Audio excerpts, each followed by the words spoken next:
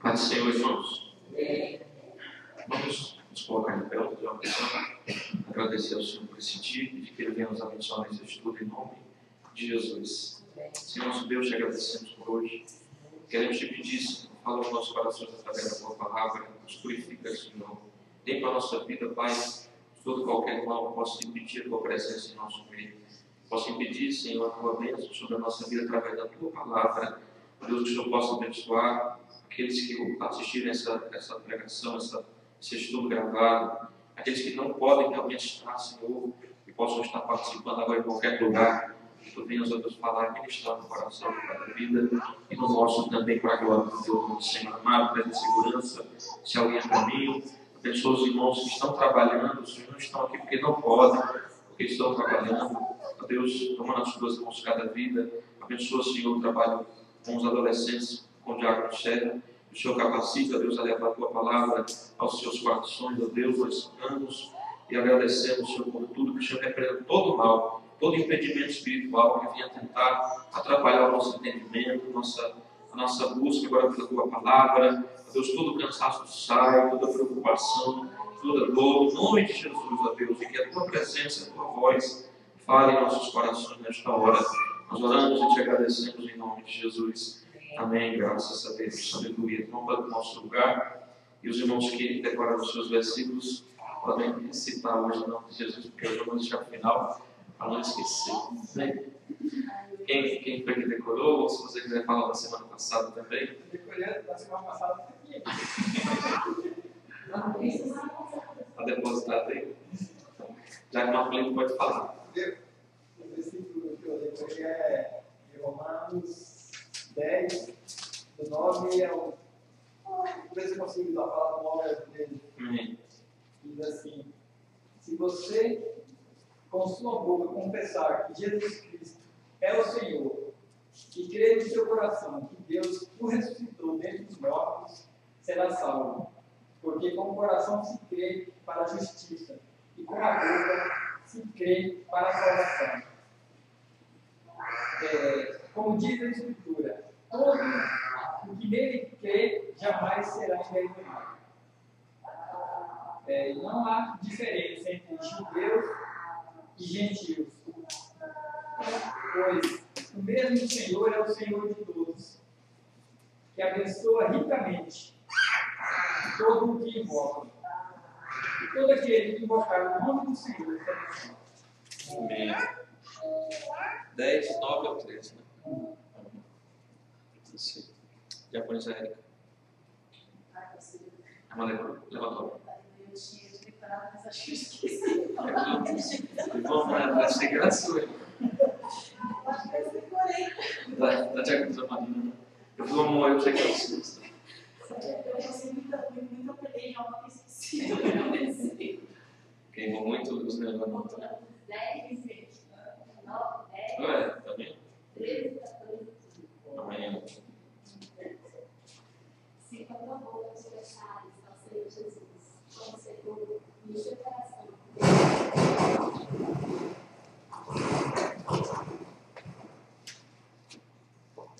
Pode falar. Alô, som. Faz daí. No seu coração deles, Deus ressuscitou dos mortos, será salvo. Porque no coração se crê para a justiça, e com a boca se confessa a respeito da salvação. Porque, como está escrito, todo aquele que botar no nome do Senhor será salvo. Como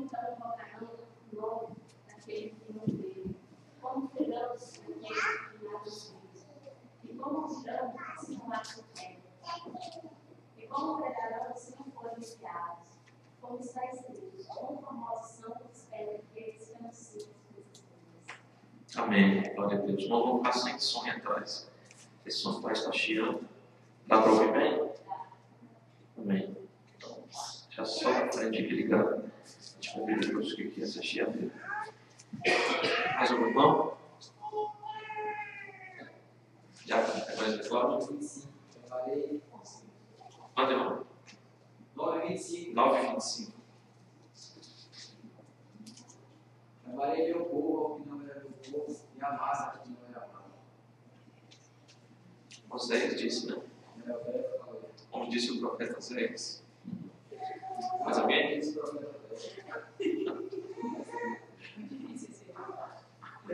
Muito difícil. Chamarei povo que não era povo. Amado quem não era amado. Amado quem não era amado. Amém. Mais alguém? Mais alguém? Ninguém? Nem? Para Deus não vai ser inteligente. Que, irmão? Eu pedi para Deus não vai ser inteligente de decorar as coisas. Mantenha. Ora, Mantém. Não é fora para decorar. decorar isso tudo, decorar. Ela tem a cabeça boa. Todo mundo tem, ela está meio lerda, né? Por essas coisas. A minha também está. Tanta coisa que facilita, você só tem que apertar o botão. Você fica com a cabeça. A gente não decora nada, não decora nenhum número do telefone. Alguém pergunta para a gente: qual o número do seu telefone? Aí você vai lá e peraí. Eu já não lembro mais o meu muitas vezes. Qual o número do seu telefone? Espera aí que eu vou olhar aqui. Essas facilidades, entre aspas, todas que tem aí, que deixar a gente com a cabeça muito slow motion. Tem que desenvolver mais. Isso é uma forma boa, através de decorar. O Diago Marquinhos falou em uma versão, não falou em outra versão, né? Então não foi bem a mesma coisa, cada um falou numa versão diferente. Amém. Eu estou com a cabeça meio para decorar também. Meio difícil. Pregação, vou misturar as pregações.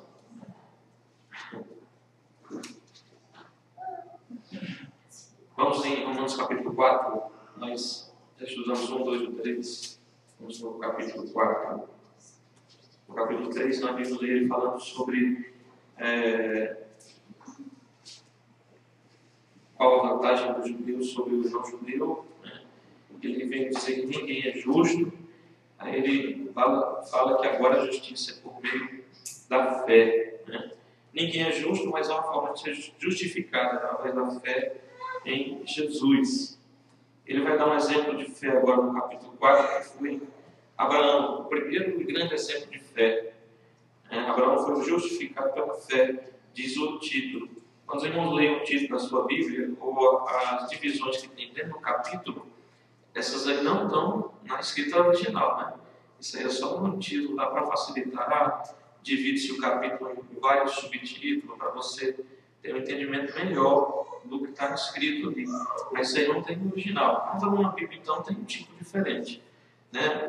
Na minha só traz um título e só, capítulo 4. Talvez em outra Bíblia tenha alguma divisão dentro do capítulo 4 também, para facilitar o entendimento. Então, isso aí é coisa já não é um acréscimo, assim, é só para facilitar o entendimento do capítulo ou do livro. Então, no capítulo 4, em que o evangelista Cláudio diz o capítulo 4 todo, do 1 ao 25, depois nós vamos refletir, meditar em algumas coisas aqui desse capítulo. Vamos acompanhar a sua versão. Se queremos, pois, ter alcançado Abraão, nosso pai, segundo a carne, e de fato Abraão foi justificado pela prova, temos segurança, mas não temos de Deus. O que diz a Escritura? Abraão creu em Deus e lhe foi imputado para a justiça. Ora, aquele que faz qualquer obra não é imputado da segunda graça, mas segundo a dívida. Não obstante, aquele que não trabalha, mas crê naquele que justifica o ímpio, a sua fé lhe é imputada como justiça. Assim também Davi declara: bem-aventurado o homem a quem se imputada a justiça nas obras dizendo: bem-aventurado aqueles cujas maldades são perdoadas e cujos pecados são cobertos. Bem-aventurado o homem a quem o Senhor não imputa o pecado. Vem esta bem-aventurança sobre a circuncisão somente,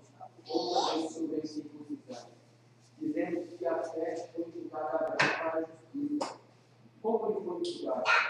Estando na circuncisão ou na incircuncisão? Não na circuncisão, mas na incircuncisão. Ele recebeu o sinal da circuncisão, sendo a justiça da fé, quando estava na incircuncisão, para que fosse pai de todos os que creem, estando eles também na incircuncisão, a fim de que a justiça lhe seja imputada. E ele é também o pai da circuncisão, daqueles que não somente da circuncisão, mas também andam nas pisadas daquela fé que teve nosso pai Abraão antes de ser circuncidado.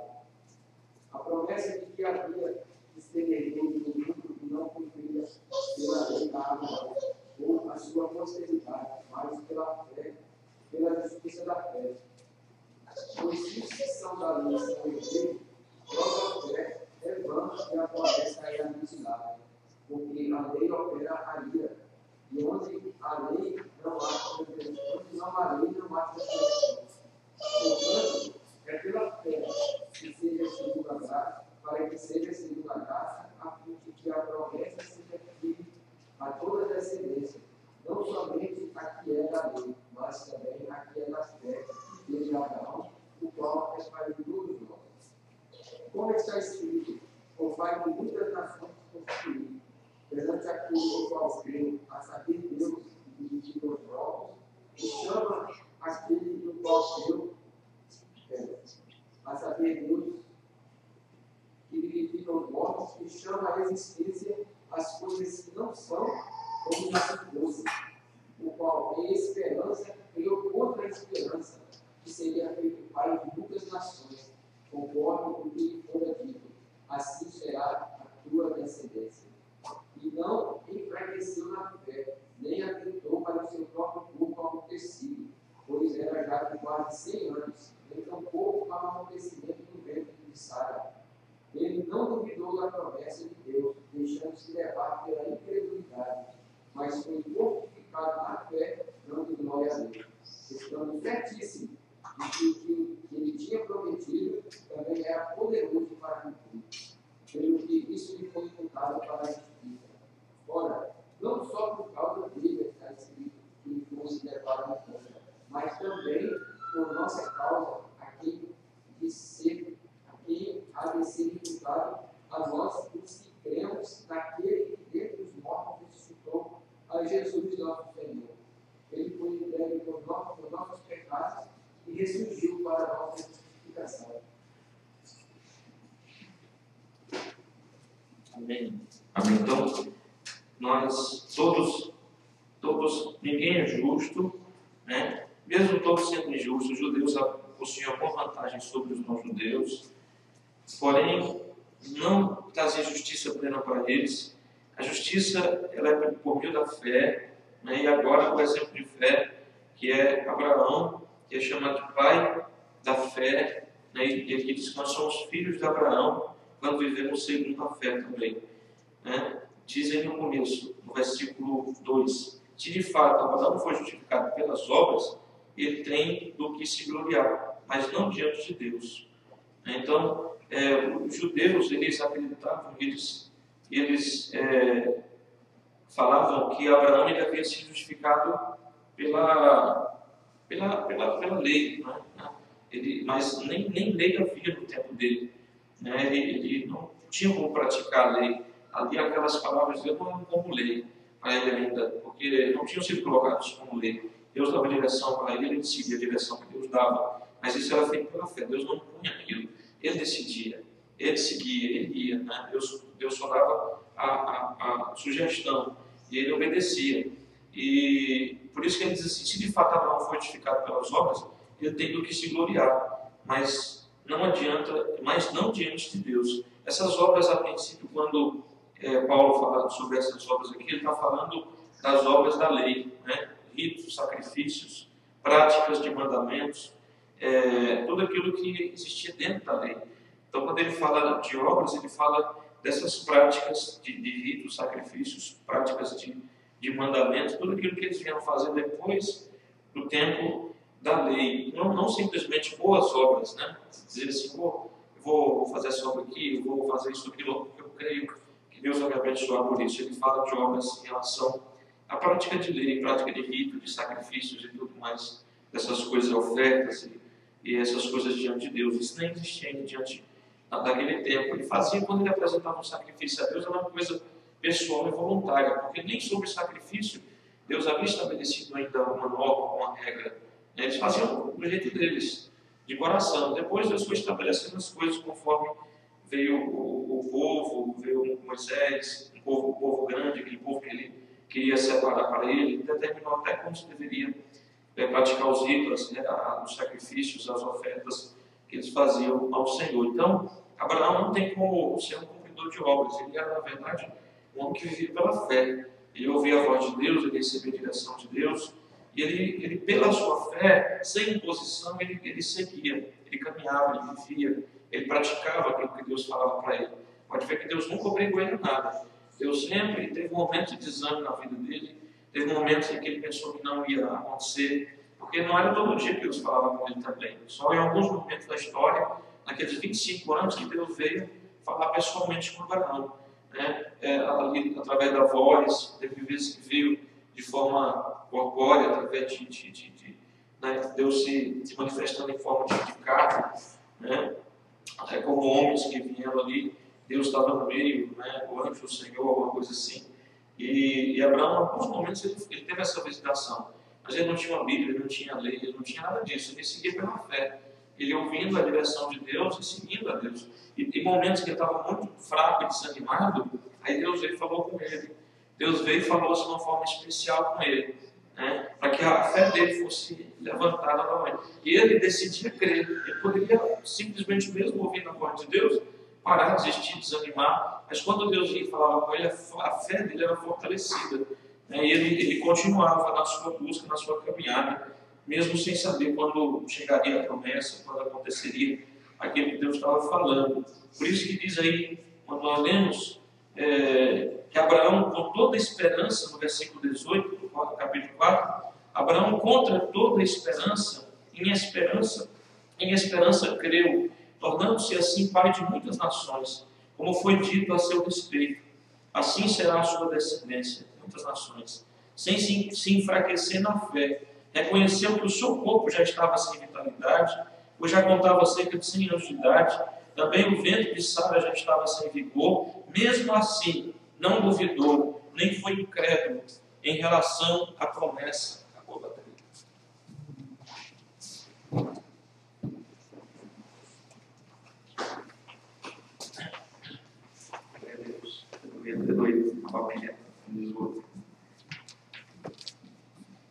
Olha como é interessante o que diz aí. Mostra a realidade da vida de Abraão. Mostra ele como um super-homem, como um homem que não teve dificuldade nenhuma, que não enfrentou nada difícil, que recebeu aquela promessa, ouviu a própria voz de Deus, que Deus se manifestou pessoalmente para ele, e que tudo foi mil maravilhas na vida dele. E ele chegou a ser o pai da fé com muita facilidade. Mas a Bíblia nunca esconde a realidade da situação e do processo da vida dele, nem de outras pessoas mais, que passaram por dificuldades também. Ele não foi incrédulo. A Bíblia diz que ele não foi incrédulo, mas ele teve momentos de fraqueza, ele teve momentos de medo, quando Deus falava para ele ir, ele parava porque ele pensava que os homens poderiam matá-lo, mandou a mulher falar que ele é mãe e tudo mais. Então ele teve um momento de medo, ele teve um momento de talvez até dúvida, talvez até fraqueza na sua fé, mas ele nunca duvidou de Deus, porque ele duvidava de si mesmo, ele duvidava da sua carne, ele duvidava da infertilidade da mulher, da velhice deles, ele duvidava talvez disso, mas ele não duvidava do poder de Deus. Ele, como diz aí, no versículo 19, sem enfraquecer na fé, reconheceu que o seu corpo já estava sem vitalidade, pois já contava cerca de 100 anos de idade, e também o ventre de Sara, sua esposa, já estava sem vigor. Mesmo assim, não duvidou, ele não deixou aquilo entrar no coração dele, Em momentos talvez ele tenha tido, mas ele não deixou aquilo tomar conta dele, entrar no coração, se instalar. Mesmo assim, não duvidou, nem foi incrédulo em relação à promessa de Deus, mas foi fortalecido em sua fé e dava sempre glória a Deus. Ele glorificava o Senhor. No 21 diz, estando plenamente convencido de que ele, Deus, era poderoso para cumprir o que havia prometido, né? Ele não sabia quando, o tempo estava passando, cada vez ele ficava mais velho, cada vez ele ficava mais fraco na sua carne. A mulher, além de ser estéril, com um ventre que já não produzia mais nada, mesmo assim ele não duvidou e nem foi incrédulo. Essas duas coisas são duas coisas que o escritor de Hebreus diz, no capítulo 2 ao capítulo 4, que a incredulidade, que é o contrário da fé, e a dúvida, que é o meio termo, não pode haver no nosso coração. Ele diz que muitas pessoas não alcançam as bênçãos de Deus, as promessas de Deus, por causa da dúvida e por causa da incredulidade, né? A dúvida é aquela pessoa que diz Tiago capítulo 1, que é como alguém que tem a fé como ondas do mar. Uma hora vai e uma hora vem. Uma hora está tendo fé, outra hora não está tendo. É uma fé oscilante, uma fé que faz ondas, ela sobe e desce, né? Ela vem e volta, ela crê e depois não crê. Então a dúvida é isso aí. E Deus diz assim: não pense também que receberá coisa nenhuma do Senhor. Em Tiago 1,7. Então, a dúvida atrapalha a fé, a dúvida não permite nós alcançarmos alguma coisa. Deus promete, Deus fala, mas quando a gente deixa a dúvida entrar no coração, não que nós não tenhamos momentos de dúvida, né? Todo ser humano tem momentos de dúvida, a dúvida, a incredulidade, ela vem bater na porta da sua mente, do seu coração, muitas vezes, na caminhada. Mas você não deve deixar ela entrar, você não deve abrir a porta, deixando esse estado no seu coração e matar a sua fé, né?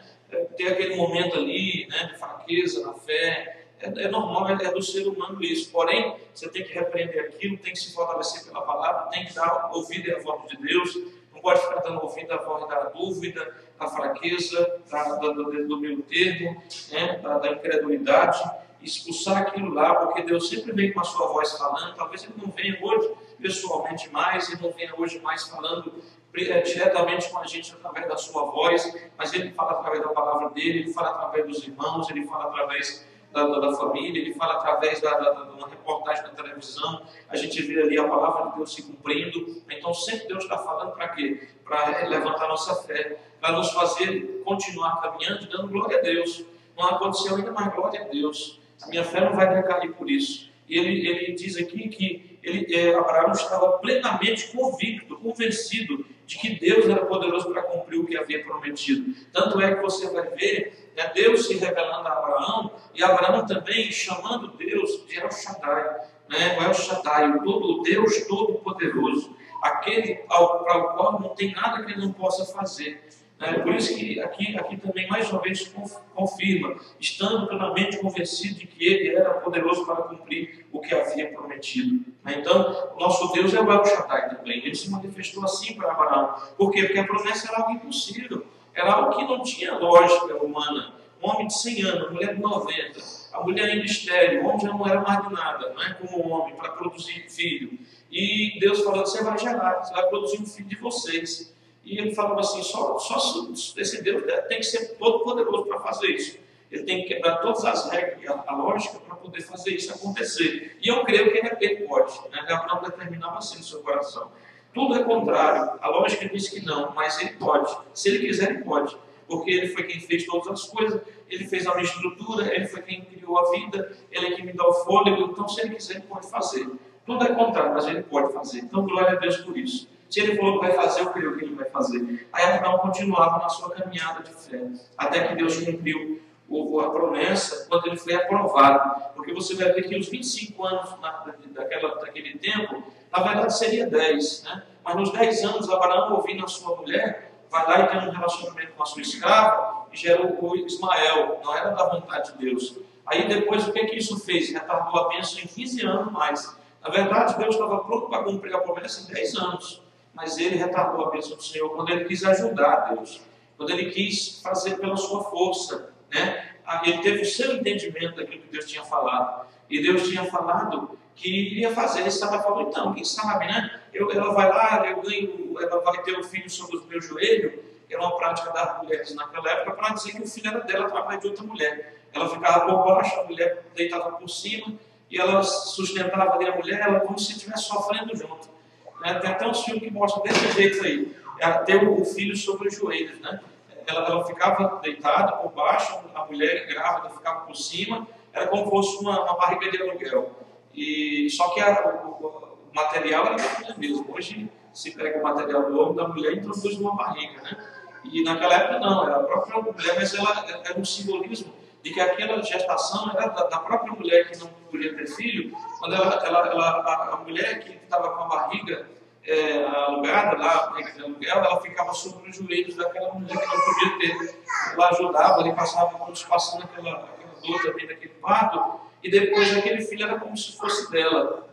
Mas Sara não se contentou com isso, não era uma coisa abençoada por Deus. Tanto é que Sara teve problema com a escrava depois, deu tudo errado. Abraão passou a gostar do menino, a Sara ficou com ciúme. Depois que a Sara tem outro menino, deu confusão também. Ela acaba expulsando a serva dela, mandando embora, porque a serva achava que o primeiro Ismael, por ser mais velho, ia ser o herdeiro.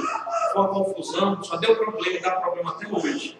Por causa dessa questão aí. Tudo porque a Sara quis interpretar aquilo que Deus falou de uma forma dela, né? E Abraão acabou indo na conversa e deu o que deu, né? Deu errado, quando ele estava com 85 anos. E ele retardou a bênção do Senhor. Então tem muita coisa que a gente faz pela nossa força, ou querendo entender a coisa do nosso jeito, que vai retardar as bênçãos de Deus sobre a nossa vida, vai retardar as promessas do Senhor, assim como retardou na vida de Abraão. Nós vemos que o povo de Israel no Egito, na verdade, eles eram para entrar na terra prometida, eles eram para possuir Canaã nos 2 primeiros anos que eles saíram do Egito. E você vai ver que eles caminharam lá, Deus ele foi trabalhando na vida deles, deu a lei, deu o tabernáculo e tudo mais. E isso eles fizeram dentro de 2 anos, na verdade. Né? Tudo foi dado dentro de 2 anos, as leis, os mandamentos, aquela coisa toda que aconteceu foi dentro dos 2 primeiros anos ali. E eles eram eles chegaram na entrada da terra prometida ainda sob a direção de Moisés. E quando Moisés falou, olha, é a hora de entrar, mandou os espias lá, os 12 espias, quando voltaram já com a mensagem desanimada, e o povo desanimou, e todo mundo desacreditou na palavra de Deus, deixou a dúvida, a incredulidade entrar no coração, quiseram se levantar contra Josué, contra Moisés, e Deus interviu ali na hora, né? E Deus falou, esse povo não vai mais entrar não. Eles vão caminhar no deserto, vão rodar no deserto até que eles morram, que eles pereçam lá. Somente os seus filhos herdarão a terra daqui a mais 38 anos. Então foi 2 anos que eles eram para entrar, e a promessa da vida deles foi retardada por mais 38 anos. Porque eles mesmos falavam, nós viemos para morrer nesse deserto. Não tem jeito, é gigante, não sei o que, é difícil. E duvidaram da promessa de Deus, né? Não só duvidaram, como foram completamente incrédulos à promessa do Senhor. Aí Moisés vem e traz a sentença para eles, olha, assim como vocês disseram, Deus vai fazer. Vocês disseram que iam morrer no deserto, vocês vão rodear o deserto até morrer. E daqui a 40 anos, né, com os 2, que era mais 38, aí as gerações de vocês vão entrar na terra prometida, mas vocês todos, aqueles 600 mil homens que saíram do Egito, pereceram rodeando em círculo no deserto, sem chegar em lugar nenhum. Depois, através de Josué, Deus faz com que os seus filhos entrem na terra prometida. De 600 mil homens, só 2 entraram, foi Josué e Caleb, que foram fiéis a Deus. Foram os 2 espias que foram fiéis a Deus. Até Moisés acabou sofrendo consequência por causa da vontade do povo da sua época.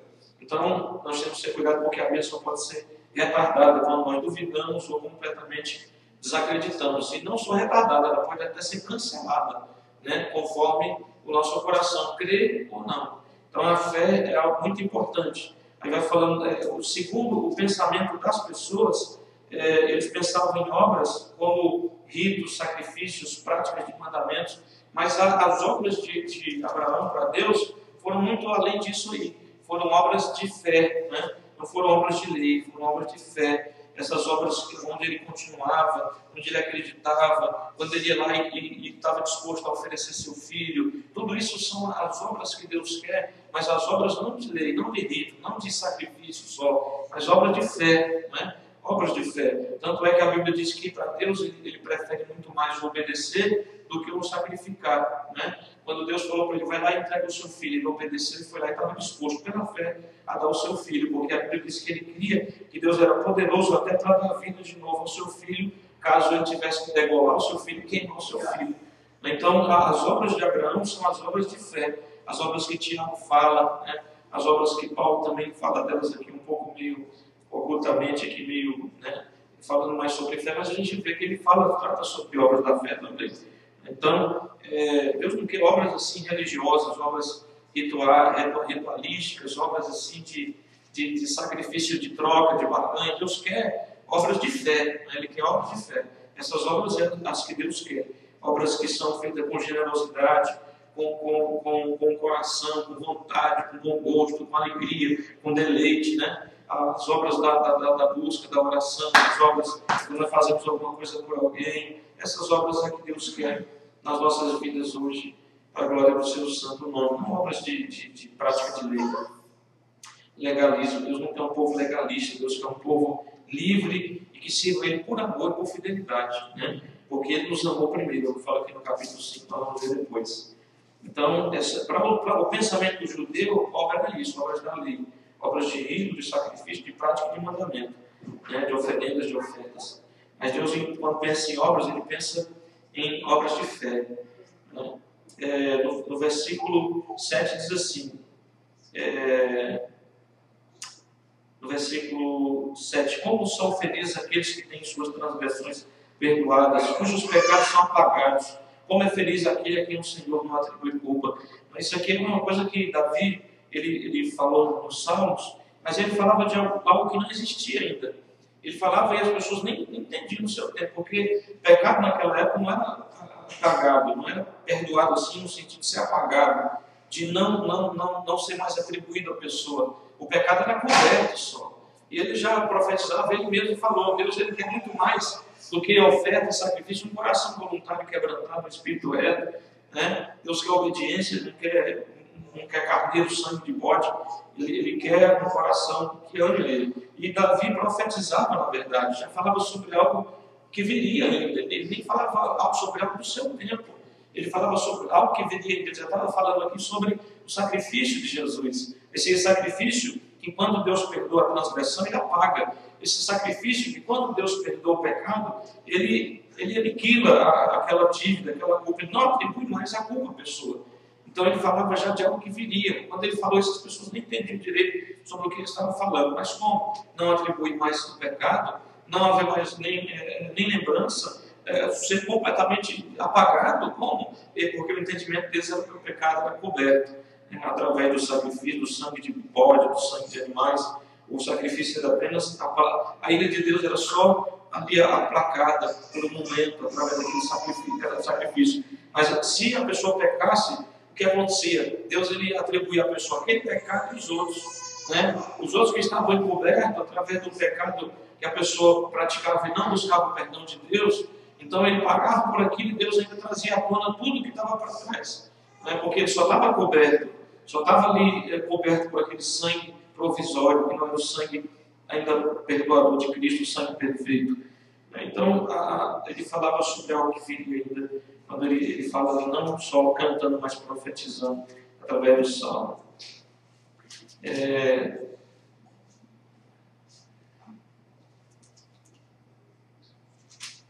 No capítulo 4, no versículo 13, diz: não foi mediante a lei que Abraão e a sua descendência receberam a promessa de que ele seria herdeiro do mundo, mas mediante a justiça que vem da fé. No 15, porque a lei produz a ira, e onde não há lei, não há transgressão. No 16, portanto, a promessa vem pela fé, para que seja de acordo com a graça. Então, para que a lei? Nós vemos que a lei foi Paulo falando em outras passagens, disse que a lei era somente realmente para o judeu, né? E a lei era porque Jesus viria através daquele povo. Toda a promessa que Deus trouxe, toda a ação de Deus no mundo através daquele povo, começa por aquele povo, passa por aquele povo, começa em Abraão, em Noé, em Adão, mas passa por aquele povo ali, a promessa que se estenderia para o mundo todo. Então Deus ele precisava daquele povo ali, de uma certa forma, né? Ele precisava daquele povo. Ele sempre deixou um remanescente, nunca destruiu completamente. Por quê? Deus lembrava de Abraão, Isaac e Jacó, Deus lembrava da promessa, Deus lembrava de que através daquele povo era que viria a redenção, a justificação, a salvação, que viria Cristo. Então ele não podia abrir mão daquele povo, ele sempre trabalhou nesse povo, e a lei foi como um aio, a Bíblia fala que foi como um tutor, foi como um responsável sobre aquele povo ali, enquanto a promessa, o tempo não chegava, o tempo, porque Deus tem um tempo para tudo. Você vê que na vida de Deus estabeleceu um tempo para todas as coisas. Tem um tempo das estações, tem um tempo do ano, tem um tempo do dia, tem um tempo do minuto, tem um tempo do segundo, né? Tem um tempo da gestação, tem o tempo de tudo. Deus estabeleceu, inclusive o tempo dos cumprimentos dos seus propósitos. Deus estabeleceu os tempos e as épocas, e nada foge disso, né? Então, o tempo de Jesus vir estava determinado já. E durante esse tempo, Deus faria. Deus colocou aquela lei dura sobre aquele povo, porque aquele povo acabou se tornando um povo duro de coração, de dura serviço, um povo obstinado, um povo difícil, um povo rebelde. E Deus falava: eu vou cumprir através desse povo, eu vou pegar esse povo aqui igual um boi bravo, igual um cavalo bravo, eu vou domar esse povo aqui. Se eles são bravos, eu vou ser mais rígido ainda com eles. Eu vou domar esse povo aqui, eles vão se submeter a mim de um jeito ou de outro. Então a lei impunha, a lei obrigava, a lei forçava mesmo. Era assim que Deus fazia e acabou. Se vocês são meu povo, vocês determinaram, fizeram aliança comigo, se quebrar, vai morrer. Se quebrar, vai pagar. Então era a punição, muitas vezes, era automática. Ou da parte de Deus, enviando os seus juízos, ou da parte dos sacerdotes que determinavam, pegavam aquela pessoa, jogavam para fora da cidade e apedrejavam até morrer. Né? E muitas vezes teve casos que os próprios pais entregaram o filho. O filho não cumpria, era rebelde, fazia, acontecia. Teve casos lá no tempo de Moisés, logo no início da lei, que pais entregaram seus filhos. Moisés levou para fora da cidade e eles mataram apedrejados. Então era duro, era risco. Por quê? Porque o povo era duro, o povo era obstinado. Então Deus colocou uma coisa dura sobre eles também. E porque também eles estavam acostumados a viver de qualquer maneira. Eles sabiam, no entendimento eles sabiam que era errado, porém não havia lei. Cada um fazia o que queria, cada um vivia da forma que queria, mesmo sabendo que não era certo. Aí daqui a pouco eles vão agora viver sobre um sistema de ordem, decência, de lei. E a Bíblia, como vamos dizer aqui, porque a lei produz a ira. Onde não há lei, não há transgressão. Né? Se não há lei, então nada é reconhecido como transgressão. Não é que ela não existe. Não há porque não há punição. Ele diz nesse caso aqui, ela existe na mente dos homens, sabem o que é certo e errado, mas eles fazem o errado porque não dá nada, não dá consequência. E agora Deus vem e diz: olha, se vocês continuarem fazendo isso, vocês vão ser punidos, vocês vão ser castigados já em vida e depois da eternidade também. Então, eles tinham muita dificuldade de se colocar debaixo disso, porque o costume deles era viver de qualquer maneira, cada um ao seu bel prazer, cada um fazendo o que queria, o que dava na telha, o que dava na cabeça. Nós vamos ver isso no final do livro de Juízes, né? Nós vemos isso aí no final do livro de Josué. Cada um fazia o que pensava, o que achava melhor, né? Porque não havia lei, não havia regra, não havia um limite, né? Por mais que as pessoas sabiam o que estavam fazendo errado, né? Então, quando a lei vem, ela coloca regra, ela coloca freio e ela traz a ira, ela vai produzir a ira, porque ela traz o conhecimento do que é errado. Ela vai trazer agora as regras, ela vai colocar as coisas no seu devido lugar. E junto com isso ela traz a ira de Deus, porque agora as pessoas sabiam que Deus queria que as coisas fossem assim ou que não fossem assim. Né? Então Deus diz: olha, se for, vai vir a ira. E não dava assim uma solução, uma saída. Né? A lei, na verdade, ela exaltava o conhecimento do erro, do pecado, daquilo que não agradava a Deus. Era isso que a lei fazia, né? E a punição, a ira que vinha sobre as pessoas por justa causa. Então é isso que a lei ocasionava naquela época. Era um tempo difícil, era um tempo complicado, principalmente porque as pessoas não queriam submeter. Porque diz a Bíblia que a lei é boa e é pura, né? A lei não era tão pesada, tão difícil que não se pudesse cumprir. Na verdade, as pessoas não queriam cumprir, as pessoas queriam viver ao seu bel prazer. As pessoas queriam viver da sua maneira, sacrificar do seu jeito, servir do seu jeito, não submeter a nada, não respeitar nada. Então, é isso que era a dificuldade. Mas Deus disse: olha, ela não é tão difícil que vocês não possam cumprir. Ela não é tão difícil assim. Ela não é tão pesada assim. Na verdade, muitas pessoas andavam na lei, praticavam a lei, né? Conseguiam praticar aqueles 613 mandamentos. Tem judeu que pratica a maioria até hoje, só não faz sacrifício porque não tem como, né? Mas aquelas leis ali que eles são capazes de fazer, eles cumprem até hoje. Aqueles judeus mais ortodoxos, mais rígidos, eles cumprem, a maioria delas, até hoje, né? E Deus mesmo falou: se vocês tiverem um coração que queiram obedecer, vocês vão cumprir, vocês vão conseguir, porque ela não é tão distante para que não se possa alcançar. Mas as pessoas queriam viver debaixo da transgressão. Era essa o grande problema de Israel, né? A gente vê que por um pouquinho Moisés se afastou por 40 dias, mesmo depois de ver tantos sinais, tanta operação de milagres. Ainda assim o povo foi lá, fez um bezerro de ouro e começou a constituir espiritualmente diante daquele bezerro, porque eles queriam ver daquele jeito. E Moisés vem com as leis dizendo: olha, o negócio mudou agora não vai ser assim não, aquele que pecar vai morrer, né? Ele vai pondo as leis ali, e a lei gosta para eles, não é esse negócio: se quiser você faz, se não quiser não dá nada não. O negócio era feio, era bravo mesmo, e a consequência vinha muitas vezes na hora. O próprio Deus às vezes mandava fogo no céu, como fez uma vez ali, mandando uma peste, uma praga no meio do povo, que 23 mil morreram de uma vez, né? Se Moisés não fosse lá junto com Arão para fazer uma oferta a Deus e clamar a Deus, mais gente morreria. Foi rapidinho assim, foi questão de horas, né? Uma praga veio e começou a matar o povo ali de uma vez. O Torá mandava fogo, né? Queimava ali milhares de uma vez, por causa da obstinação do coração daquelas pessoas, por causa das suas durezas, porque estavam acostumados a viver na transgressão. Era o ritmo de vida deles, né?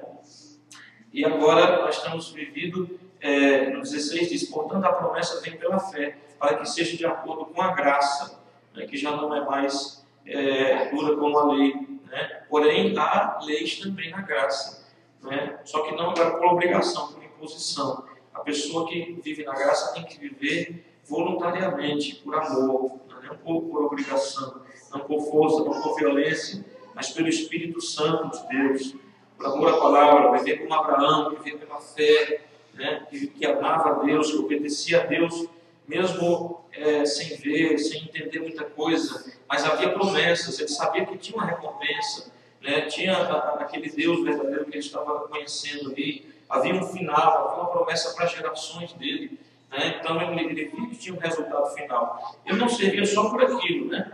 Mas ele sabia que havia coisas boas que ele poderia, juntamente com os seus descendentes no Senhor. E no 17 diz, como está escrito: eu constituí pai de muitas nações.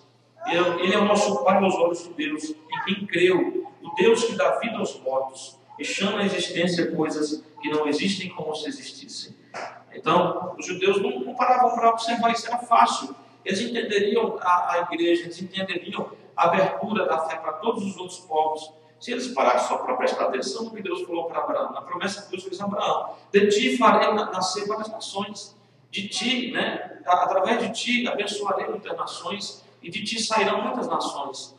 Então eles não pararam para prestar atenção nisso e achavam que eram exclusivos, que Deus era só deles, que a promessa era só para eles, né? E quando o Messias viesse era só para eles também. Então, na verdade, eles não entendiam o que a Bíblia falava, eles entendiam o que eles queriam entender. E esse é o grande problema, talvez, hoje também nosso. Nós entendemos o que nós queremos. Nós só pegamos da Bíblia o que nós queremos. Nós só fomos postos das promessas, né? Nós só vemos Deus como um Deus de amor, como um Deus de bondade, ou às vezes só vemos Deus como um Deus de condenação. Então, a gente vai pegando o que a gente quer. Não é assim. Nós temos que procurar um entendimento verdadeiro da Bíblia, por mais que não nos agrade muitas vezes. Mas nós temos que buscar isso com sinceridade, com o coração aberto. Deus, olha, eu quero saber, eu quero entender. Porque às vezes a gente vai no Salmo 23, no Salmo 91, a gente vai nas promessas de Deus, a gente vai em todo quanto é lugar da Bíblia que fala coisas que a gente gosta. Mas quando de repente a gente abre algum lugar que Deus está nos chamando a atenção, nos corrigindo, a gente nem quer ler direito, já fecha logo e procura outra passagem mais agradável. Não pode ser assim. Ou vem no culto que dá uma palavra de promessa, de vitória, a gente sai feliz. Vem no culto que Deus ele cobra, ele chama a atenção, ele exorta, ele dá uma surra na gente às vezes. A gente sai bravo e às vezes falando: essa palavra foi do homem, essa palavra não foi de Deus não. Não foi Deus quem falou, foi ele, o homem que falou. E a gente quer às vezes escolher, não pode ser assim. Deus ele quer que nós sejamos sinceros, abrimos nosso coração e recebemos tudo que Deus tem para nós, porque é a palavra de Deus, e que criamos ter um entendimento dele, né, aquilo que agrada a ele realmente, não o que agrada a mim, o que agrada aos irmãos, mas o que agrada a Deus em conformidade com aquilo que realmente a Bíblia ensina. Amém? Tem que ser assim, irmãos, porque senão não dá certo, né? Os judeus pensavam assim, e eles não procuravam examinar. Você vê que Jesus veio, eles não foram sinceros em examinar sobre o Messias. Porque se eles tivessem examinado Moisés, os profetas, a lei dos profetas, que falavam sobre Jesus, eles entenderiam que ele era o Cristo. E a Bíblia até diz que muitos se faziam de conta, né? faziam de bobo, porque eles sabiam. Eles sabiam, mas eles faziam de bobo, eles não queriam enxergar, eles estavam mais preocupados com seus cargos, lá em João 12 diz. Eles não queriam aceitar que ele era o Cristo. Eles fizeram de bobo, na verdade. Eles sabiam que os sinais mostravam que ele era, mas eles não quiseram entender que ele era o Cristo. E desprezaram a visitação do Senhor através do seu Filho. Né? Então, nós temos que ser mais assim, sinceros com a palavra de Deus e não tentar manipular ela para o nosso bem, bel prazer, ou manipular ela para os crentes, né? Os crentes que estão certos, porque aqui diz isso e aquilo outro, né? E puxar só a sardinha para o nosso lado, a nossa igreja. Nós temos que entender a palavra de Deus como ela é, né? Não como nós queremos que ela seja. Amém? No versículo 18 diz: Abraão, contra toda esperança, em esperança creu. O pastor outro dia estava explicando isso aqui, tentando explicar, e ele disse que contra a esperança natural, Abraão creu com esperança espiritual, com esperança de fé. Né? Então, contra toda a esperança humana dizia o quê? Não tem mais jeito. Né? A esperança humana diz: morreu, acabou. A esperança humana diz: essa doença é mortal. A esperança humana diz: olha, o médico só pode ir até aqui. O médico diz: olha, não posso ver mais nada, para casa, porque não tem mais o que fazer. Então, a esperança humana diz uma coisa, porém a esperança de fé, ela vai além da esperança natural. Né? Então, a gente tem que entender que existe a esperança humana e existe a esperança de fé, a esperança espiritual. Como ele diz aqui, em esperança creu. Então, essa esperança maior, essa esperança que vem de Deus. Assim como a fé, todo mundo tem fé. Em Romanos 12 diz que Deus deu medida de fé a cada pessoa. Uns têm mais, outros têm menos, mas ninguém é destituído de fé. Até o ateu, ele crê que Deus não existe, né? Ele crê em outras coisas, ele crê em Darwin, ele crê na evolução, ele acredita em alguma coisa, porque ele tem fé no coração dele. Qualquer pessoa tem fé em alguma coisa, por mais que não tenha essa fé depositada no Senhor. Né? E nossa fé é a fé correta, porque a fé é depositada em Deus. Tem gente que tem fé no médico, tem fé no remédio, tem fé no tratamento. Né? Então essa é a esperança natural, a esperança carnal, a esperança humana, que é limitada, que realmente quando fala vai morrer, morre. E quando fala acabou, acabou. E quando assina lá, dá o ponto final, é ponto final. Agora, aí quando nós somos crentes e recebemos essa esperança do natural, do homem, aí nós começamos a usar a esperança de fé. Aí nós começamos a dizer: não, o Senhor está dando o ponto final, mas meu Deus vai colocar uma vírgula aí. A gente começa a dizer: o Senhor está falando que vai morrer, mas o meu Deus pode fazer viver. O Senhor está dizendo que é enfermidade para a morte, mas o meu Deus pode me dar vida. Né? Então essa é a esperança que crê contra a esperança. A esperança de fé crendo contra a esperança natural. Né? Eu entendi assim, eu fiquei feliz porque eu já tinha essa passagem, não tinha entendido assim, nunca tinha procurado meditar, mas eu fiquei no coração com essa palavra desse pastor falando sobre essas duas esperanças aqui. Né? E assim, pela esperança de fé, a esperança que crê em Deus, ele se tornou pai de muitas nações, como foi dito a seu respeito. Então, ele nem viu isso, ele nem conheceu isso ainda. Um dia ele vai saber na eternidade. Quando for no dia do encontro eterno, ele vai saber, ele vai nos ver, ele vai conhecer todas as nações que receberam ele como pai, porque ele é pai daqueles que têm fé, né? Assim, um pai espiritual, um pai que é um exemplo para nós hoje, porque nós tomamos exemplo de Abraão, né? Quantas e quantas mensagens a gente prega, quantas vezes a nossa fé é fortalecida através da vida de Abraão, através da fé de Abraão, através de todo o processo que ele passou na vida dele, né? Então, ele é um exemplo muito forte mesmo para nós. A gente não adora Abraão, nós não precisamos reverenciar Abraão em nada, mas nós é sugoi, né? Um exemplo assim que, se você parar para meditar, você vai tirar muitas e muitas mensagens para o seu coração, e muitos exemplos assim de quem foi Abraão, de como ele foi sugoi, e até mesmo da mulher dele, né? Através de todo aquele processo que ele passou, de tudo que até hoje acontece na vida de Abraão, mesmo depois de morto, porque a palavra de Deus diz que o homem é como uma flor, ele nasce, no outro dia seca, murcha e morre, mas a palavra do Senhor permanece para sempre. Ou seja, ainda que o homem morra como a flor que nasce num dia e murcha e morre, ainda que ele morra, a palavra de Deus permanece na vida dele, e ela vai se cumprir na sua descendência, ela vai se cumprir na sua vida, e um dia na eternidade, muitos dos santos, eles vão saber só lá o que aconteceu, as promessas que foram cumpridas na vida deles, ainda mortos, na carne, mas vivos para Deus, e se cumprir na sua descendência, nas suas gerações, e se cumprir na minha vida, mas é uma promessa que se cumpre na minha vida, que foi feita a Abraão, né? Foi feita a Abraão, você vai ter muitos filhos, filhos de fé, e hoje nós estamos aqui, né, crendo em Deus como Abraão creu, talvez não tanto quanto ele ainda, mesmo vivendo com essa palavra na mão, com o Espírito Santo, no tempo da graça, ainda assim, irmãos, a fé dele foi muito sugoi,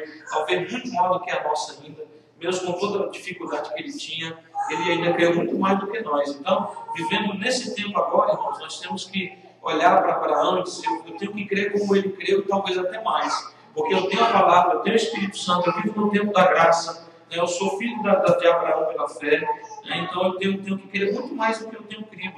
Minha fé tem que ser mais animada, mais forte, mais viva, minha fé tem que alcançar mais, minha fé tem que ter mais esperança, né? Minha fé tem que alcançar mais vitórias através dela, para que eu seja venha honrar mesmo o meu nome de filho de Abraão pela fé. Amém? Então, ele tem se tornado pai de muitas nações, como foi prometido a ele até hoje.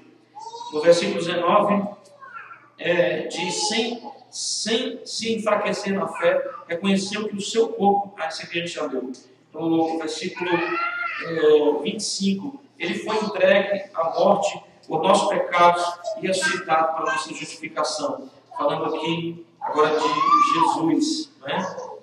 Jesus também é um cumprimento de promessas de Deus na vida de Abraão, porque ele é o herdeiro maior, né? Ele é o Isaac espiritual, que Deus deu a Abraão, e que através desse Isaac de fé, esse Isaac espiritual que é Jesus, nós fôssemos a sua descendência. E diz aqui que na minha Bíblia diz assim, no versículo 25,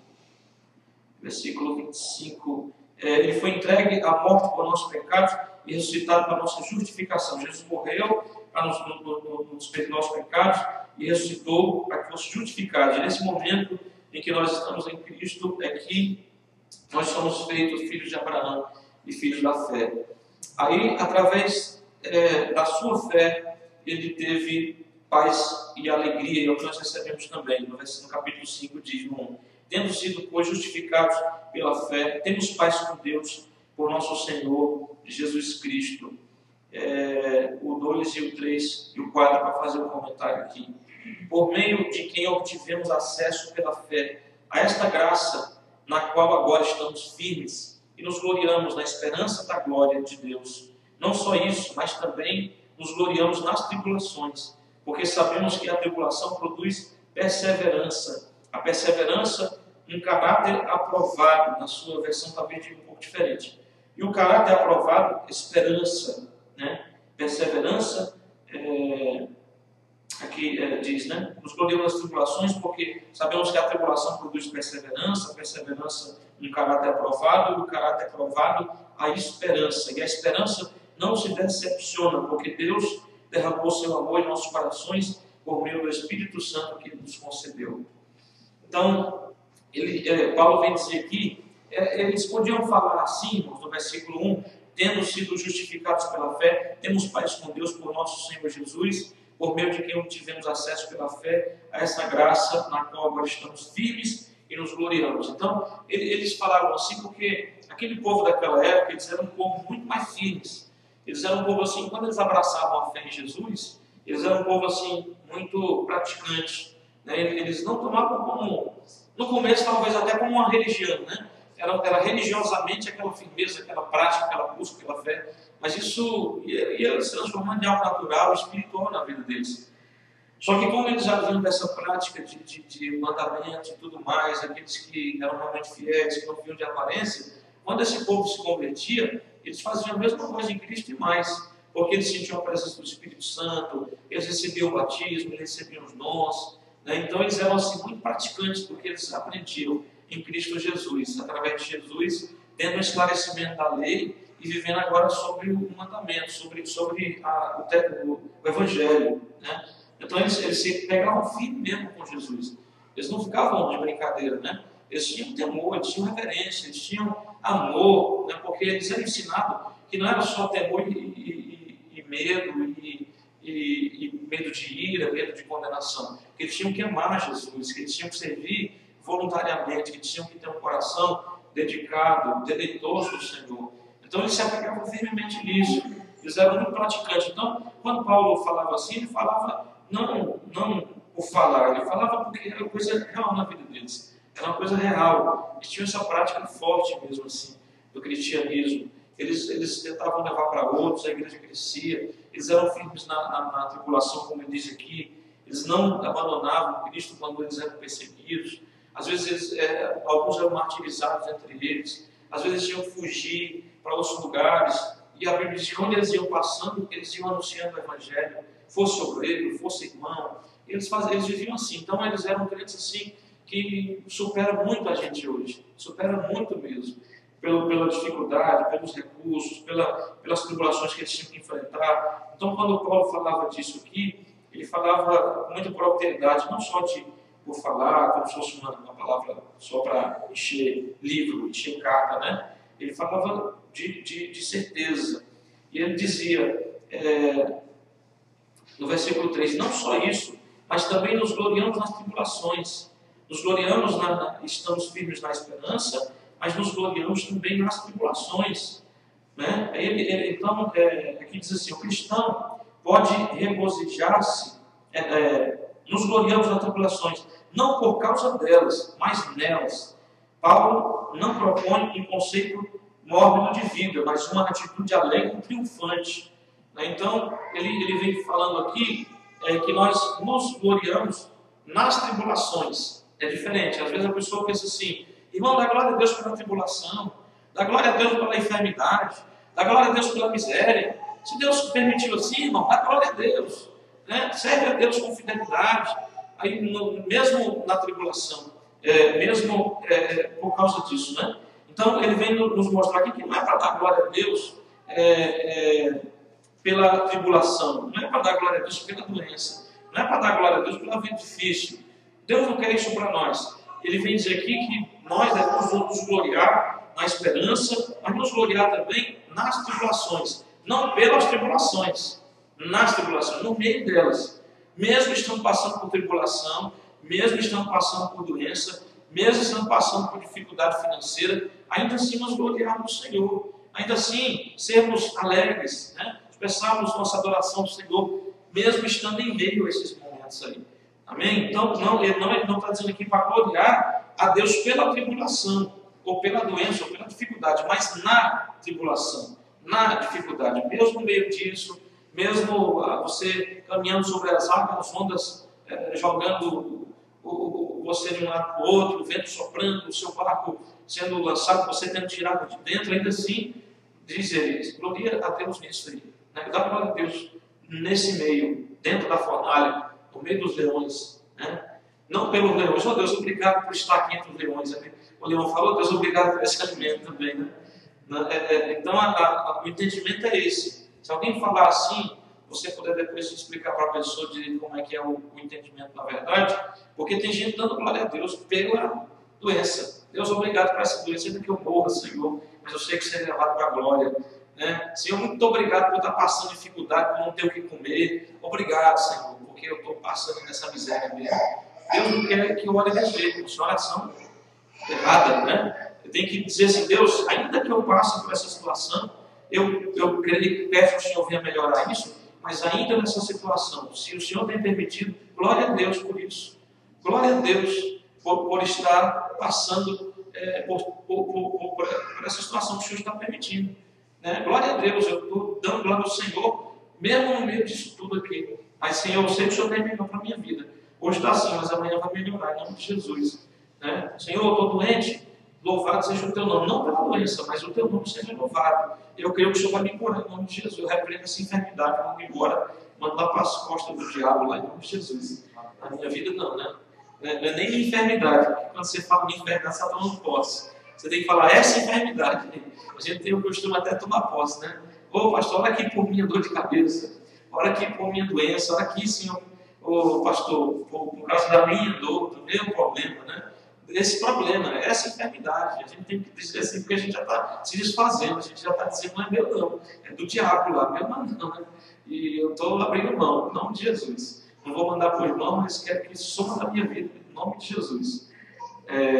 A gente até pode até chegar a morrer, falecer. Tem crente que morre por causa de enfermidade, mas a gente não aceita. Até o final a gente tem que lutar contra, porque quando você aceita, você está dando um comando para o seu corpo dizendo: é tempo de desligar, é hora de apagar, de desligar os reatores aí, os aparelhos, né? Porque não tem jeito, acabou. Então, quem está doente tem que lutar, tem que ordenar o seu corpo que batalhe, que lute, o seu próprio sistema de defesa, né, do corpo. E ali tem que ser animoso, tem que ser. Você vê que a pessoa ela sobrevive, ela vive bem. Às vezes até ela morre daquilo, mas como a gente fala, só tem 3 meses, ela vive mais 2 anos, 3 anos, né? Porque ela não aceita aquilo para a vida dela, né? E às vezes Deus cura também. Deus ele pode curar, se Ele quiser. A gente tem que viver em fé mesmo, né? Deus nos chama a viver em fé. Hoje qualquer coisinha, qualquer visãozinho no nosso pé, já, ai meu Deus do céu, vou morrer, ai meu Deus me abandonou, ai meu Deus. É igual o Josué, né? Ai Senhor, o Senhor nos abandonou, o Senhor nos trouxe aqui agora essa cidadezinha aí com 3 mil habitantes, pois nosso exército vai morrer. Aí Deus falou: levanta daí, Josué, levanta daí que o problema não é esse não. Tem pecado lá no meio do povo. Urias, sei lá, pegou lá o que para pegar. Né? Então Deus ele mostrou qual é o problema. Às vezes o Josué lá, assim, o Senhor prometeu que ninguém ia resistir a nós, o exército perdeu com um exército pequeno, né? E Deus falou: o problema não é isso não. Nos gloriamos no meio das tribulações, nos momentos, na época da tribulação, não pela tribulação. No versículo 4 diz: o cristão pode regozijar-se no sofrimento por saber que este não está destituído de significado, de significação. Parte do propósito de Deus é produzir caráter nos seus filhos. Amém, irmãos? Entenderam? Versículo 4, ele diz aí que em meio à tribulação, nós sabemos que a tribulação vai produzir, do 3, né? Sabemos que a tribulação vai produzir perseverança. A perseverança vai produzir um caráter aprovado, vai produzir aprovação.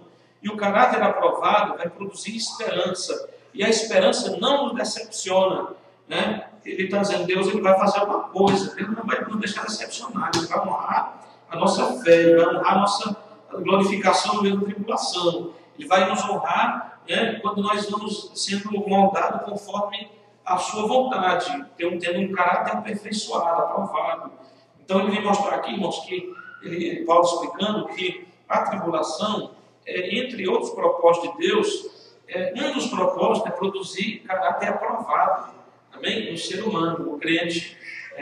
Deus ele lapida a gente através das provas, através das lutas, através das situações onde a gente tem que... Porque a gente vê que mais nas horas difíceis que a gente está aos pés do Senhor, é mais quando as coisas vêm fortes na nossa vida, que mais nós perseveramos, que mais nós buscamos a Deus. Se não busca é porque realmente é uma pessoa que nunca se apegou em Deus realmente, né? Quando ela já abandona e desiste quando vê uma tribulaçãozinha, uma provinha, é porque essa pessoa não entendeu, ela nunca se apegou em Deus de verdade. Porque o crente que ama a Deus, que quer Jesus, que ama Jesus, ele se apega mais. Quando ele vem a tribulação, ele se apega, ele se agarra em Jesus, ele persevera, ele se deixa ser lapidado, ele vai mudando aquilo que tem que ser mudado para que Deus ele possa trazer a vitória para a vida dele. Sempre esperança, sempre crendo que Deus não vai decepcioná-lo. Amém? Já vou chegar ao computador. Não, eu queria só falar esse cara dela aprovado aqui nessa questão de experiência. Né? São experiências com Deus através dessa provação que a pessoa passa, né?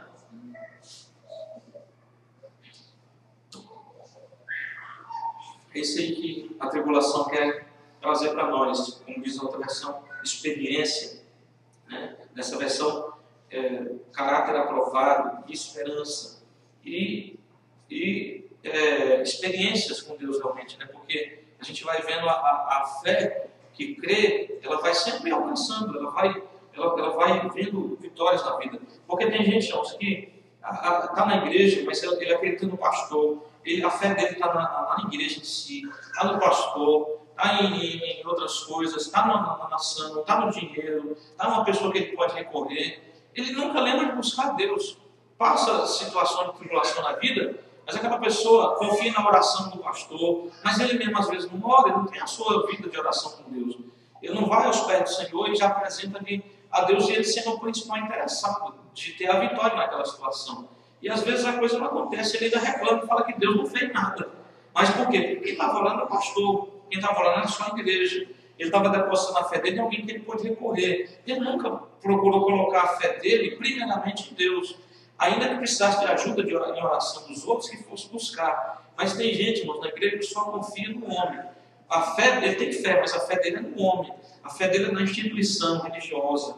Não é alguém que ele possa recorrer lá no aperto para pedir uma ajuda financeira, né? Ele nunca, e Deus tem que fechar todas as portas, sabe para quê? Para que a gente vá aos pés dele. Deus fecha a porta de ajuda de pastor, ajuda de igreja, ajuda de pessoas, para a gente ir aos pés dele, recorrer a ele. É Deus falando assim: vá aos meus pés, clame a mim. Eu estou fazendo isso aí para proporcionar a você experiência de fé, para mostrar a você o meu poder. Porque como é que você vai usar tudo que eu tenho falado na minha palavra em relação à fé, se você não vai colocar a sua fé em mim, a sua fé em ação? Você só usa a fé humana, a fé nas pessoas, né? E muita gente é assim, irmãos. Muita gente ali está sempre, tem que estar perto do pastor, mas é para recorrer quando precisa, né? Nunca usa a própria fé, nunca tem experiências de fé com Deus. Não que seja errado buscar ajuda, mas é ajuda. Não é, eu pedi para o pastor orar, agora vai resolver o negócio, não precisa nem orar. A pessoa nem ora, nem busca, nem clama. Se orar mesmo, tá bom. Eu não entendo nada da Bíblia, não vou ler a Bíblia, não. Eu peço para o pastor, ele ora e pronto. Eu peço lá para os irmãos da intercessão e pronto. E não é assim, não vai acontecer nada, pode ter certeza. Se a pessoa que é a principal interessada na situação, ela não buscar a Deus, ela não for lá para a oração, para a consagração de vida, né, com a boca no pó, para se humilhar diante do Senhor, se quebrantar diante dele, ela primeiramente buscar por ela, pelas causas dela. E a gente tem que fazer isso até em relação a outras pessoas e a obra de Deus. E a gente às vezes não faz nem por nós mesmos, porque fica naquela, né? Eu não sei orar, eu não sei, não entendo a Bíblia. Eu não sei. Nunca vai saber de nada, nunca vai ver bênção nenhuma também. Né? E ainda vai ficar brava, ainda vai ficar com raiva da igreja, do pastor, e ainda vai se achar no direito de sair. Porque Deus não fez, Deus não abençoou, o pastor pregou e não aconteceu, né? Alguém profetizou e nada aconteceu. Mas é a busca da pessoa, e o crescimento dela, e a busca na palavra, e a consagração de vida, e a parte dela que ela tinha que fazer para aquilo acontecer. Não fez, aí não vai acontecer também. Né? Então a gente tem que fazer nossa parte. Toda vez que Deus dá uma promessa, toda vez que Deus dá uma palavra, sempre, geralmente, 99% da situação, vai ter alguma coisa que nós temos que fazer. Né? No mínimo você vai ter que acreditar, no mínimo você vai ter que orar, você vai ter que tomar posse daquilo, você vai ter que, né, preparar a sua vida. Eu vou te usar como um pregador, tu serás um grande pregador da minha palavra. A pessoa nunca lê a Bíblia, quando vai ser pregador da palavra? Nunca, Deus não é responsável. Então quando Deus fala assim, tu serás um grande mestre na minha palavra, aí você vai fazer o quê? Sua parte, vou estudar, vou ler, vou fazer um curso bíblico, vou me dedicar, vou buscar, vou comprar a Bíblia de estudo. Aí a pessoa, na hora que Deus determinou, e conforme também a busca dela, é Deus vai cumprir aquela palavra na vida dela. Né? Eu te farei, eu usarei, olha, eu vou te dar dom do Espírito Santo. A pessoa nunca ora, nunca vai no monte, nunca ora na madrugada, nunca tem uma vida de oração regular com Deus. Como é que Deus vai dar um dom do Espírito Santo para ela? Né? Então é difícil acontecer certas coisas se não fizer da nossa parte. Tem que ter fé, mas a fé ela é uma fé ativa, uma fé que acredita, uma fé que gera, uma fé que tem uma esperança, uma fé que trabalha, uma fé que caminha com Deus. Né? Como a gente vê sobre Deus, Deus é um Deus de movimento, é um Deus que sempre está agindo, é um Deus que não tosqueneja e não dorme, é um Deus que não está só lá parado no seu trono, ele está se movendo, ele está agindo. A Bíblia diz que ele está em todos os lugares, que ele é omnipresente, que o seu poder está agindo também. Né? Ele é o Jeová, eu sou o que sou, ele é, né? E é um verbo de ação, um verbo ser, um verbo que, ou seja, eu estou sempre agindo, estou sempre trabalhando, estou sempre vendo, estou sempre fazendo, estou sempre realizando, nunca estou parado. Então Deus ele é um Deus de ação, e o povo de Deus tem que ser um povo de ação também, porque senão as coisas retardam muito, nunca acontecem nas nossas vidas. Amém? Então diz aí Deus ele não decepciona, porque Ele derramou o seu amor em nossos corações por seu Espírito Santo que Ele nos concedeu. Deus ele nos ama e Ele tem prazer em nos abençoar. Ele tem nos ensinado a amar também. Ele, assim como Ele faz na nossa vida, Ele tem nos ensinado em fazer em favor da vida de alguém.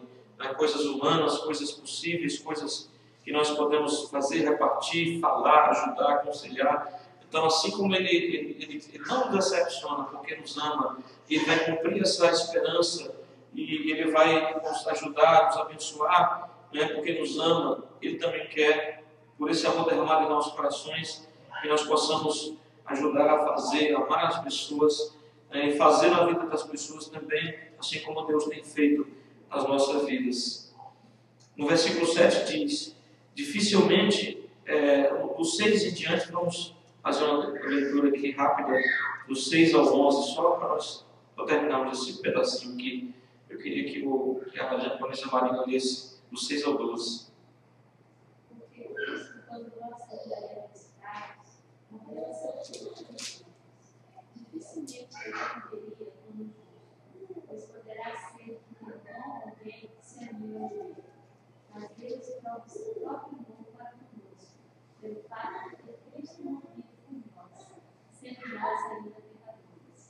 Logo, muito mais agora, sendo justificados pelo seu sangue, seremos por ele salvos da ira. Porque se nós, quando morrimos, fomos reconciliados com Deus mediante a morte do seu Filho, muito mais, estando já reconciliados, seremos salvos pela sua vida. Não apenas isso, mas também nos gloriamos em Deus, o nosso Senhor Jesus Cristo, por intermédio de quem recebemos agora a reconciliação. Amém. Então, de fato, no devido tempo, quando ainda éramos fracos, Cristo morreu pelos ímpios. Aí diz no versículo, nós éramos isso que nós éramos. Ele não nos olhava como pessoas boazinhas, não. Ele não nos olhava como ímpios, assim como Ele olha para aqueles que ainda não receberam a salvação. Ele olha como ímpios. Era assim que nós éramos e assim que essas pessoas são também. No versículo 10 diz, quando éramos inimigos de Deus, fomos reconciliados com Ele mediante a morte do seu Filho. Quanto mais agora, tendo sido reconciliados, seremos salvos por sua vida. Então, é assim que Deus nos via. E é assim que Deus vê a humanidade. São inimigos de Deus. São ímpios pecadores, são perversos.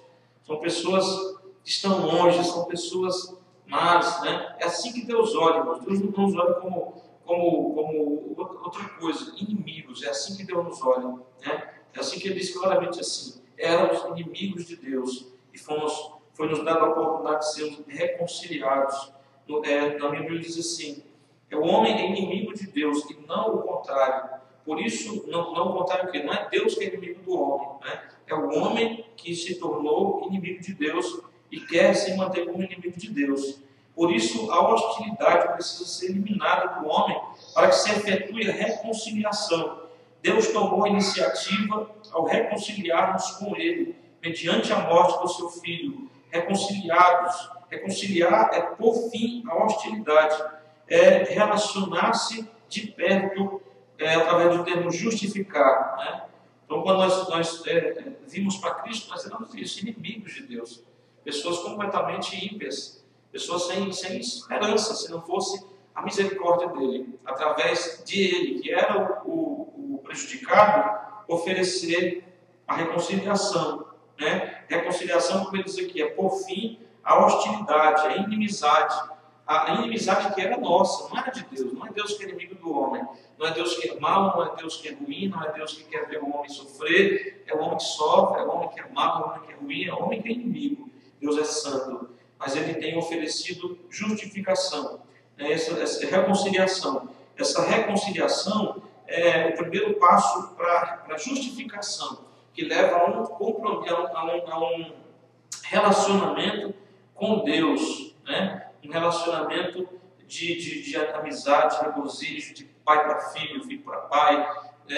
Essa reconciliação que não leva mais em conta o pecado, que não leva mais em conta a impiedade, que nos limpa, que nos transforma em pessoas diferentes, não mais de ímpios, pecadores, inimigos, pessoas más, perversas, mas é tão poderosa essa força de reconciliação que traz justificação, né? Primeiro a reconciliação, que é a quebra da barreira da inimizade. Isaías 59 diz que há uma muralha, né? Uma barreira muito grande entre nós e Deus. Essa barreira são as nossas iniquidades, nossos pecados. Porém, quando nós entregamos a nossa vida a Jesus, essa barreira é removida, ela é retirada, né? E nós temos acesso a Deus novamente, e Ele vem e nos justifica, quando Ele nos limpa, quando Ele tira toda mácula, toda mancha, né, da nossa vida, Ele paga a dívida. Então, nós ficamos transformados realmente. Graças a Deus por isso, irmãos, porque era assim que nós éramos, ímpios, pecadores, perversos, inimigos de Deus, éramos servos do diabo, nós éramos terríveis mesmo, ainda que não reconheçamos, ainda que alguém lá fora diga, eu não sou tão mal assim, eu não sou tão ruim assim, né, mas espiritualmente são, não fisicamente talvez, mas espiritualmente são inimigos de Deus, através dos atos, através do afastamento, né? Então é assim que Deus nos vê, mas Ele é um Deus de reconciliação, de misericórdia, e não nos trata conforme nós somos. Ele estende a mão de graça, Ele estende a mão de perdão, né? Porque Ele quer transformar as nossas vidas. No versículo 8 diz assim, Deus demonstra seu amor por nós. Cristo morreu em nosso favor quando ainda éramos pecadores. Então foi uma prova de amor, foi uma tomada de atitude. Deus tomando a iniciativa, né? Deus tomando a iniciativa e dando a chance, demonstrando o seu amor, provando que queria reconciliação através de Cristo morrendo por nós. O 7 diz, dificilmente haverá alguém que morra por um justo, embora pelo homem bom, talvez alguém tenha coragem de morrer. Eu não morreria nem por um homem bom, né? Porque a pessoa teria que ser melhor do que aquele bom, né? Para poder morrer por ela, para produzir alguma coisa. E ninguém é bom. Todos, Jesus mesmo disse, por que você me chama de bom? Bom é Deus que está nos céus, né? Só esse que é realmente bom, é Deus. Nós muitas vezes somos bons porque temos interesse em alguma coisa, nós somos bons porque nós queremos tirar algum proveito. Então, uma bondade muitas vezes, entre aspas, né? Do ser humano. Cuidado com muita bondade. O ditado no mundo já disse, quando a esmola é grande, o santo desconfia, né? Então, a pessoa quer alguma coisa, né? O santo já fala, esse camarada aí quer pedir alguma coisa. O São Francisco, São José, Santa Maria das Cabeças, Santa Mônica, Santa não sei o quê, tanto santo, né? Eu não sei, mas o povo não sabe nem para que serve mais. E bom é Deus, Ele provou essa bondade. E no versículo 11 diz, não apenas isso, mas também nos gloriamos em Deus por meio de nosso Senhor Jesus Cristo, mediante quem recebemos agora reconciliação, né? Então nós estamos reconciliados com Deus. No final do 10 diz assim, fomos reconciliados com Ele mediante a morte de seu Filho, quanto mais agora, tendo sido reconciliados, seremos salvos por sua vida, né?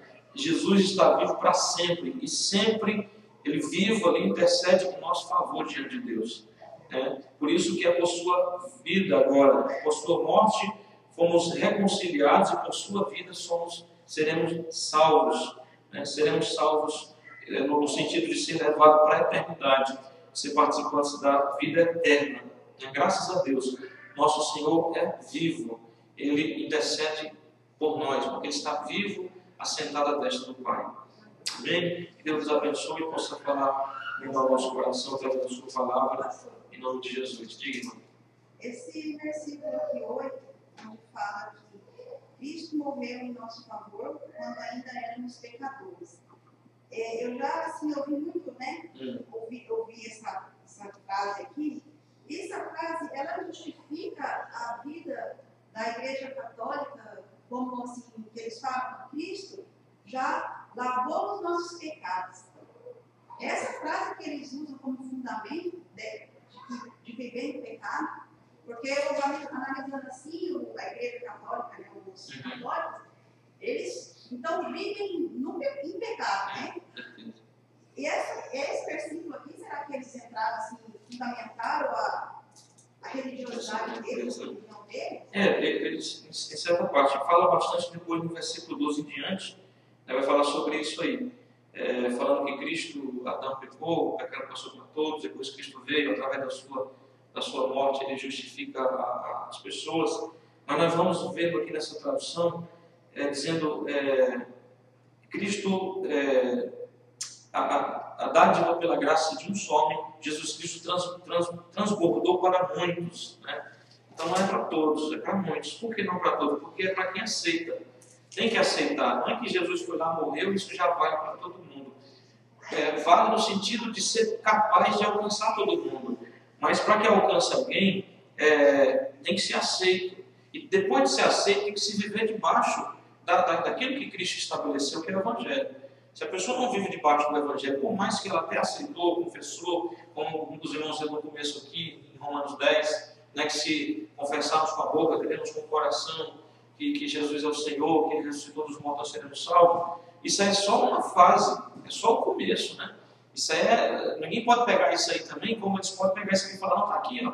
Não, como Jesus é meu Senhor, pronto, acabou. Se fosse assim, todo mundo que passou aqui e confessou já estava salvo, né? Mas não é bem assim, tem várias fases, tem um processo todo.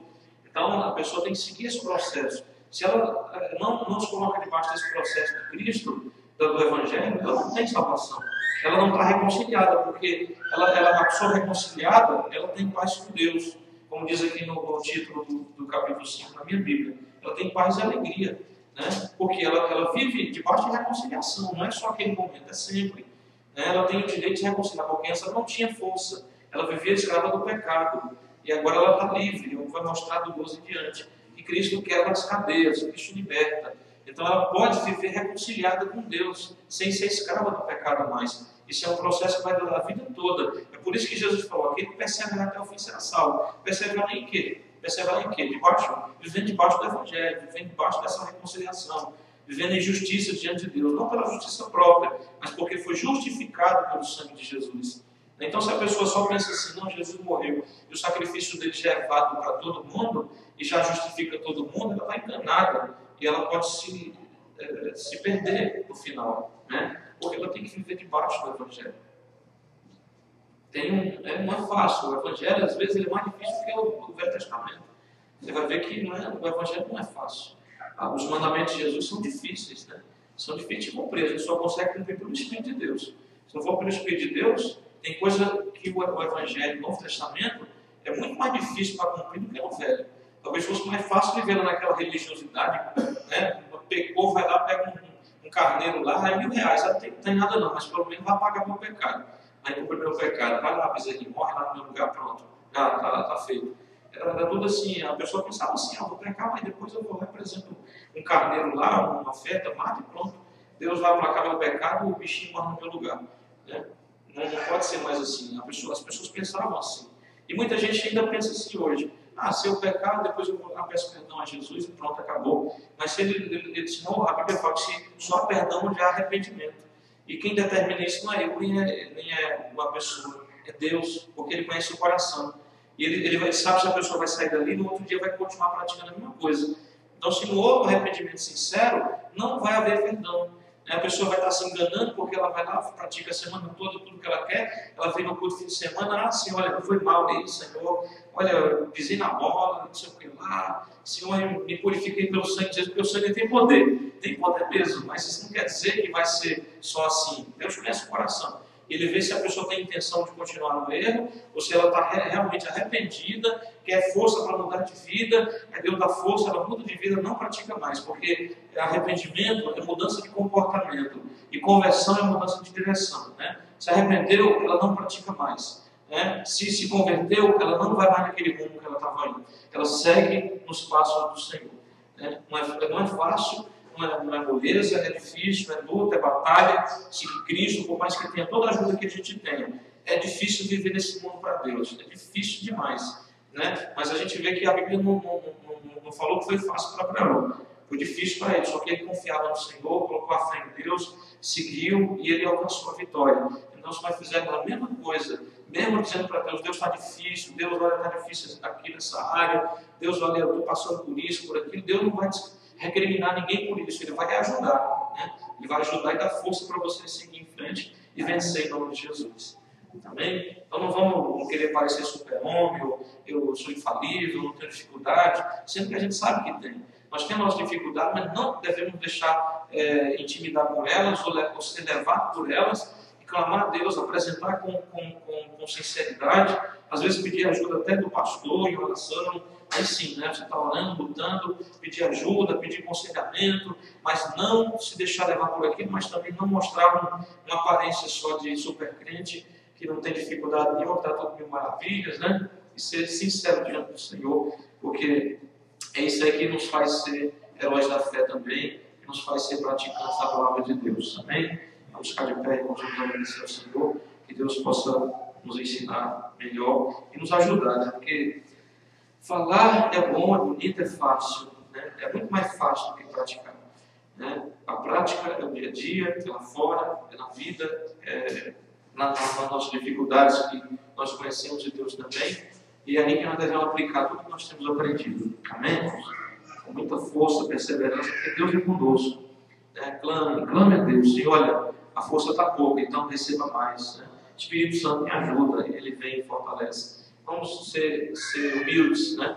Humildes primeiramente diante do Senhor e dizer: Deus, olha, está difícil, não está fácil, estou falhando aqui ainda, peço ajuda, tenho que ter mais força, né? Lutar e trabalhar em cima de uma coisa de cada vez, procurar entender mais a palavra, orar sobre essa palavra. Deus acrescenta isso na minha vida, me ajuda, Senhor, e Deus vai nos ajudar, irmãos, porque Deus é maior, amém? Maior está conosco do que o que é contra nós.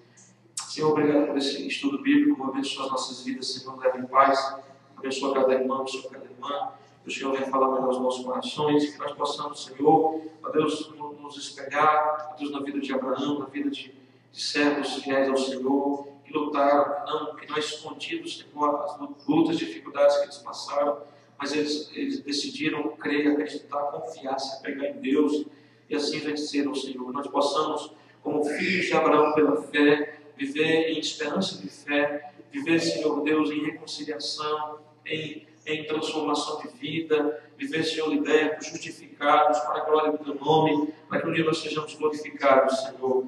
Que mesmo as tribulações cooperem com o nosso crescimento, para o nosso desenvolvimento espiritual, para a nossa esperança e fé. E a Tua palavra nos diz, Senhor, que o Senhor não nos deixará decepcionados, se ousarmos viver segundo a Tua palavra nos ensina, meu Deus.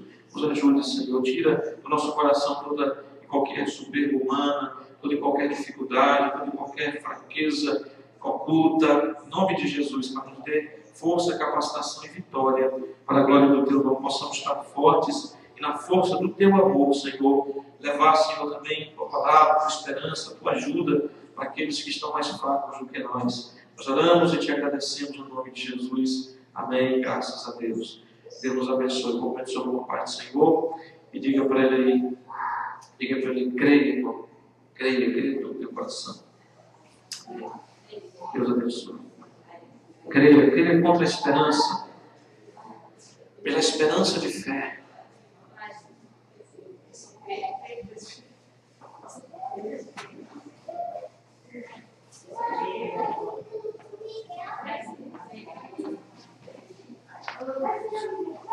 Está acabando mais rápido já, né?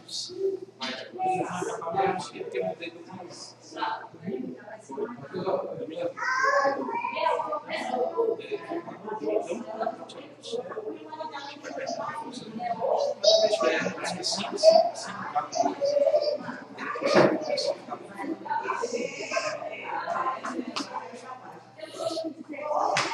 Vai, senhor. Vai, senhor. Vai, senhor. Vai, senhor. Vai, senhor. Vai, senhor. Vai, senhor. Vai.